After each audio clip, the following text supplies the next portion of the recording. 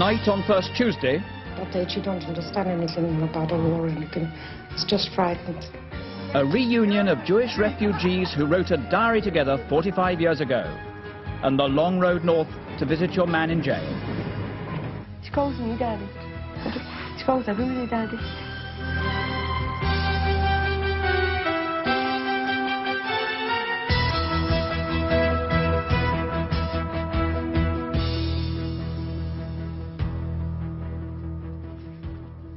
Good evening and welcome to First Tuesday. In tonight's programme we set out in both our films to discover the meaning of two quite different pilgrimages by two groups of women in utterly different circumstances. But you may feel, as I do, that each group reveals qualities in common, qualities that have to do with resilience, honesty, humour and strength. The first film, which is called Our First Year, takes us back to August 1939 and those last days of summer before the outbreak of the Second World War.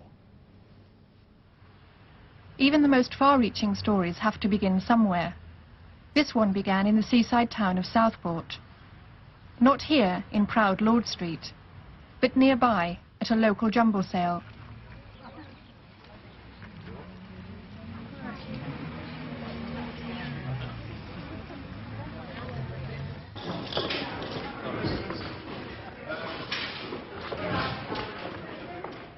At jumble sales, what has been discarded and forgotten as rubbish once again becomes valuable and interesting, and objects hidden away for years are reassessed with new eyes. In this way, Mrs. Helen Connolly found the diary of Harris House. It had been lost for over 40 years, yet its pages tell the story of a group of young girls who had come to an ordinary house in Southport to escape from a man and a philosophy which had threatened to destroy them all.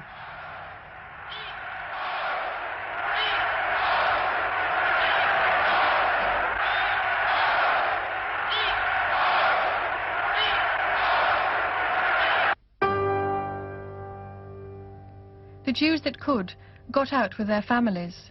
Others sent their children on alone. The flood of refugee children started arriving in England late in 1938. They had left their homes forever. But even in those countries willing to take children, it was not so easy for adult refugees to find sanctuary. As the children settled into a new life in England, in Hitler's Reich, their parents' desperate struggle for visas went on. In all, nearly 10,000 children came to Britain in the year before the war. Amongst them, these 10 girls, the first of those who would go to Southport and become the authors of the Diary of Harris House. Today, that diary is a valued exhibit at the newly opened Jewish Museum in Manchester. This diary was found in 1981. It was found at a jumble sale. And I think you'll find it very interesting because it's written by girls approximately your age. Imagine that you were these girls. Imagine what would happen if suddenly you were cut from your parents, from your brothers, from your sisters. Their lives had been turned upside down completely. And this particular lady, perhaps you'd like to read it and see what she says? With the beginning of the Nazi regime, all my hopes were destroyed. My father's business was confiscated.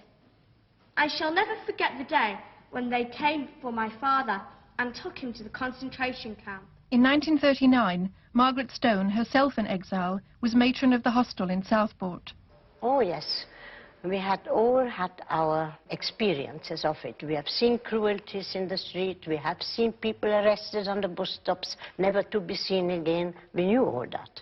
And the girls were all very grateful to be out of this horrible atmosphere.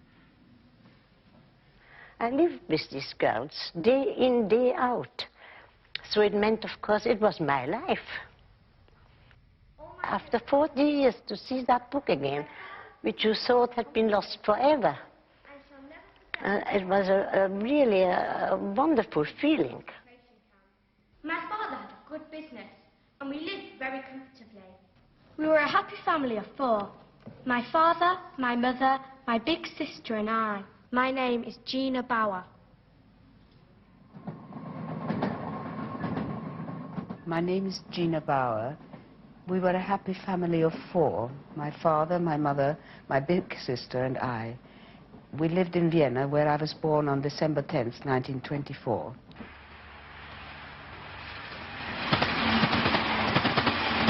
I've really pushed the whole Southport episode to the back of my mind, and I never had any particular desire to go back to the town or to that period in my life. But when the book was found, and the book about Harris House, and the opportunity presented itself, I felt I couldn't really not go.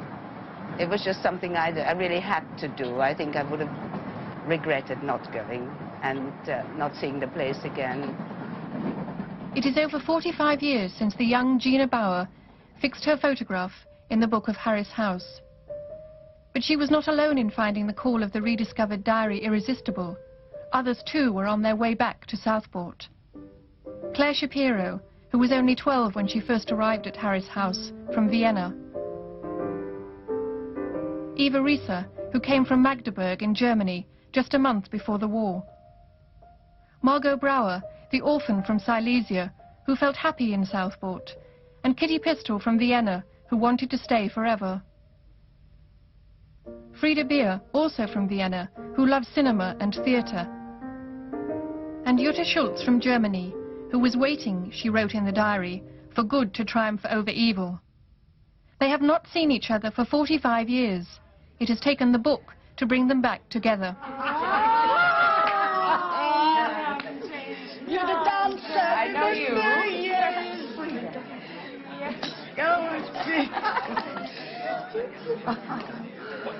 Oh, Margaret. Yes, hello. How are you? And I turn to the back page and I start reading Harris's House and I start reading names. No, that's my writing. Yes, that's but my then, writing. all the writing is so beautiful. That's Girls, what's it? Yeah. Oh, yes, my friend. But I haven't got that picture. I have that picture, but I didn't know who was. That was my problem. Very nice. Do you remember it now? Yeah, I don't remember writing this, but I think I'm amazed that I was able to write something like this. It's incredible. I was curious what I looked like then, but who knows? I feel very happy as everyone is very kind to me. But I'm looking forward to take up farming as soon as the opportunity will be found. In my dreams, I can see my brother and me working together on a nice farm of our own, somewhere in the wide world, or perhaps in my beloved England. Margaret Power. It's so true, you know. Well, I lost my brother, unfortunately. He in Auschwitz. As if it isn't me. Funny, but as if it isn't me. I can't remember writing it. It's as if it's somebody else. I see, actually, to my astonishment, I mean, you know, I wrote here, I think I have the best parents in the world, because at that time they were still alive. I mean, that I still thought of them in the present tense. That strikes me so extraordinary. That really gives me a jerk every time I look at it. Because that I still thought of them as being there, as there was still some hope of seeing them again. I'm more than happy. I did not quite know what to expect. And to see them looking well, healthy, strong and happy is really something, the feeling I cannot describe, of happiness and pride, and it's a wonderful feeling. And carry me through the rest of my life, even if I don't ever see them again. Will be an unforgettable moment, having them again around me. I saw in my mind's eye the actual setting. I saw them running around in the house and in the garden. For me, as I said, they haven't changed.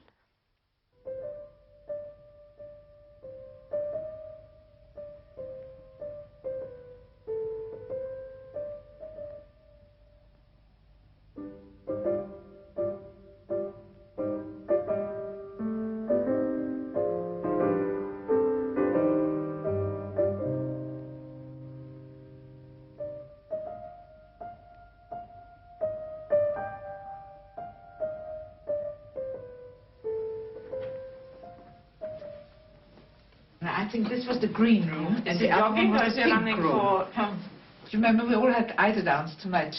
Yes. Yes, we went down. Sunken garden. There were some steps going down. Yes. Where the garage is now. And that's where we Do you remember the played. greenhouse? Yes, I don't that's remember where I the cycled. Yeah? And this is the wash house. Yep, that's the wash house. There we did our washing. Yeah. This room I'd like to take home. I know, And it's put like someplace. unbelievable. Unbelievable. Found out I put on 2 stone or something like that. That's because we had a breakfast room over there, and in the afternoon we used to have an open fire, and we used to make toast. Oh, you're always Remember that? eating. We were always eating, that's why, that's right. You put on weight while you Yes, quite a lot. And you've never lost it? And then I lost it and I put it on again.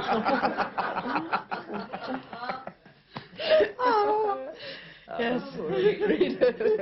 When I arrived, I was told by the girls boys are not allowed in the home because there were 2 boys calling before my arrival and they were hushed away like chickens. So,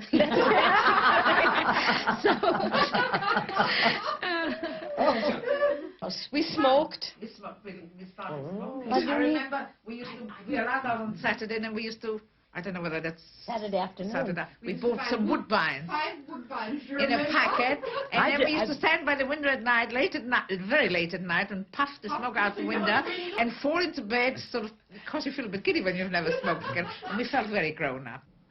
Do you remember these stairs? I remember the steps. I didn't remember they were quite that steep. Well, they didn't seem so steep when we were 14, I can tell you. I guess when you're younger, you can think it so much better. Come along. I knew a boy named Derek who used to come by Harris House and stand behind the hedges, the big hedge which I recognized. But those lamps weren't there. And we used to stand at the window and kind of whisper, or maybe we threw down notes or something, because we were always afraid a matron would come up and have a fit because the boys were outside.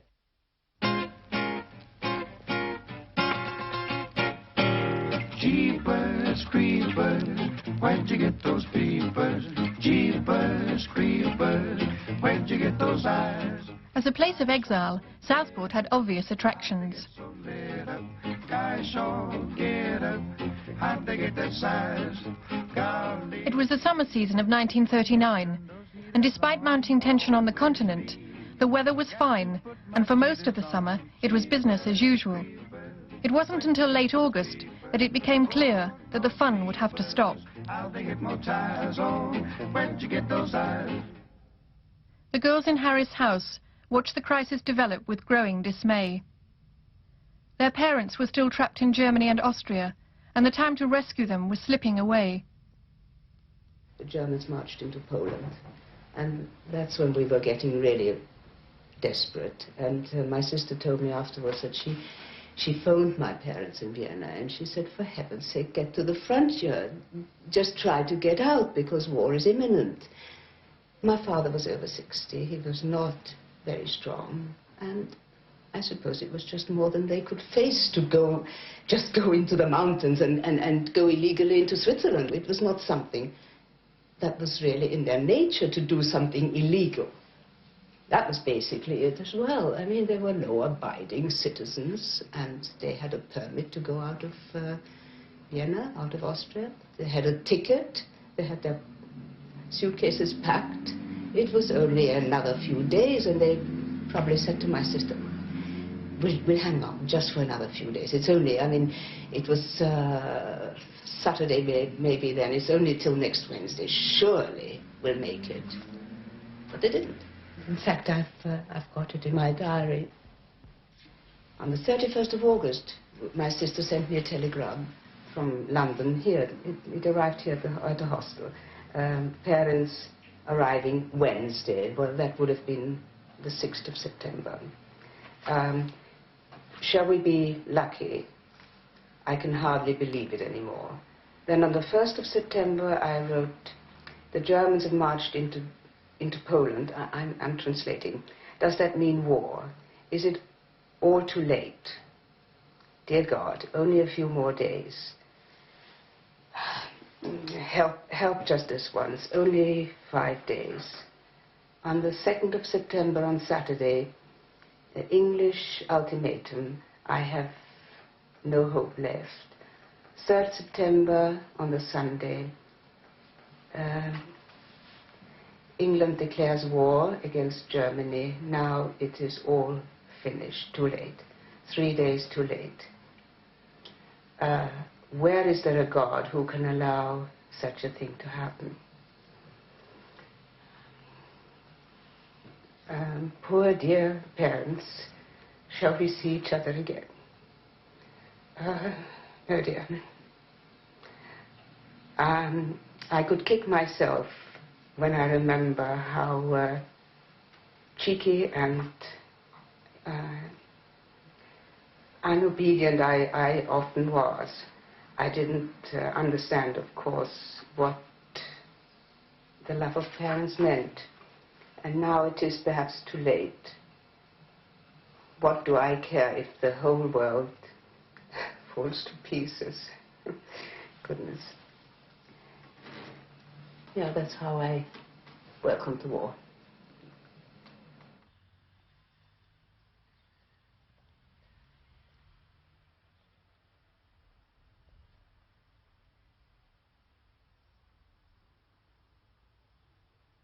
This is London. You will now hear a statement by the Prime Minister. I am speaking to you from the Cabinet Room at 10 Downing Street. This morning, the British ambassador in Berlin handed the German government a final note stating that unless we heard from them by 11 o'clock, that they were prepared at once to withdraw their troops from Poland, a state of war would exist between us. I have to tell you now that no such undertaking has been received, and that consequently this country is at war with Germany. You can imagine what a bitter blow it is to me that all my long struggle to win peace has failed.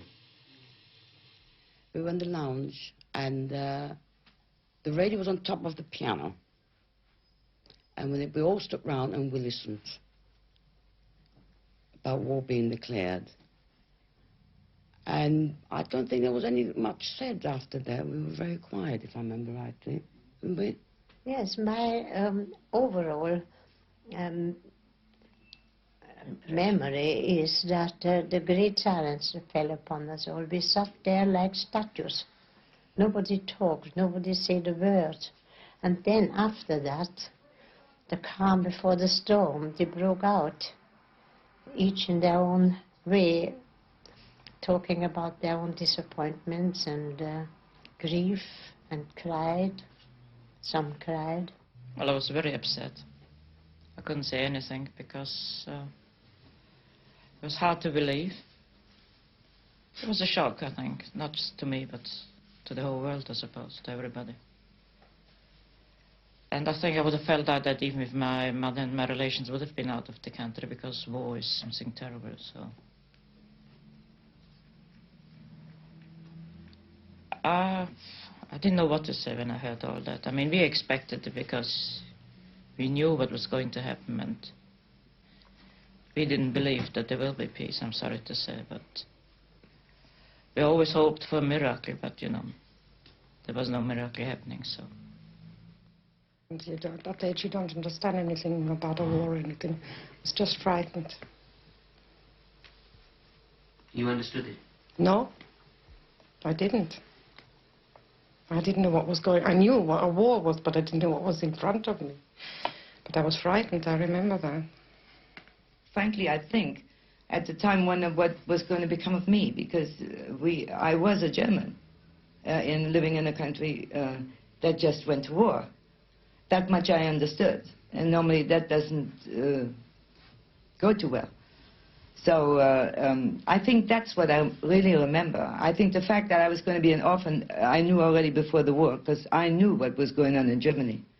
I felt very alone, you know, because I only had my near family was my brother, and I knew that's it. I wouldn't see him. I suddenly found out that I was kicked out of Germany because I was a Jew, and then I came here, and I suddenly became an alien, and it was most important that we went to the synagogue, and again it was the same thing over again, that we now had to make sure that nobody knew we were German, or at least hide it as best we could, and bring out the Jewish, and that way we may be accepted as, quote, refugees or whatever else.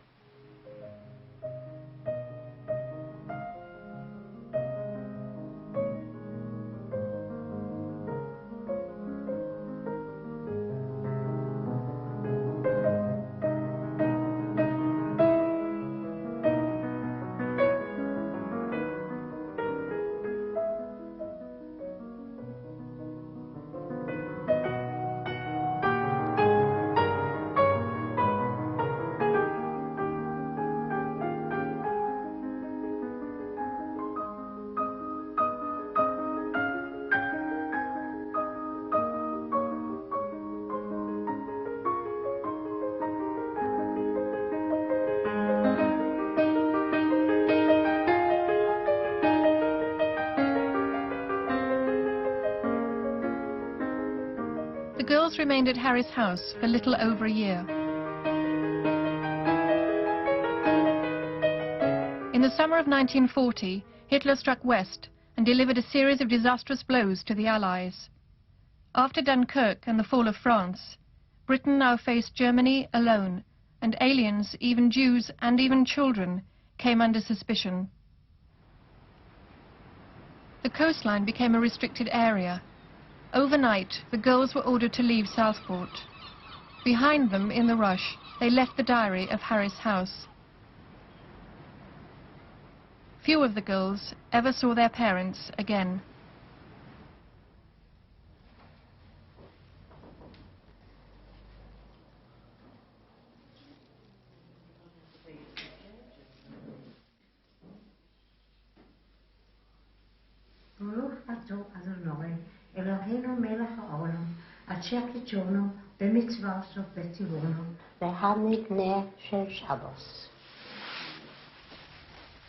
Today, the refugees from Harry's house live scattered all over the world. Now they have their own families. They are mothers and grandmothers themselves.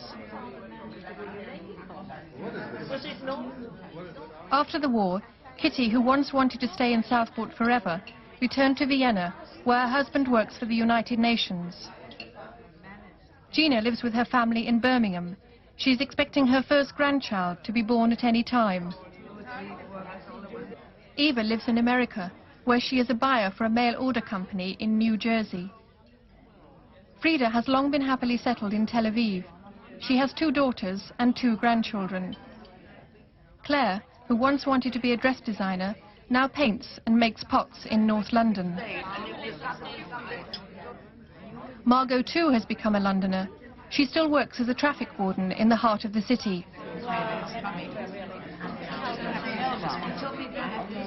This is a very historical as well as sentimental moment. And Jutta Schultz, the girl from Ratibor in Upper Silesia, has become Mrs. Judy Rubin of San Mateo, California. And last but not least, the matron, Mrs. Margaret Stone, who was in charge of 18 young girls who ably managed to run the home. I'm sure it wasn't always an easy task, but we are here to thank you for your patience and for your guidance.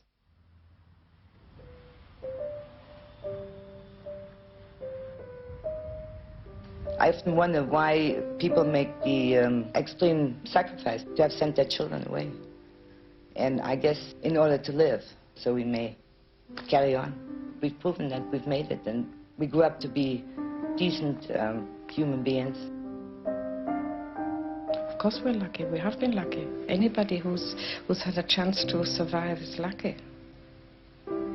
If it wasn't for Southport, I'd be dead today.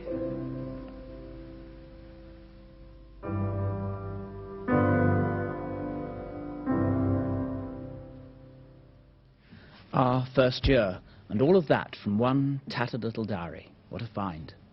In a moment, we go to Scotland to meet some young mothers on the way to visit their men in jail. That's after the break.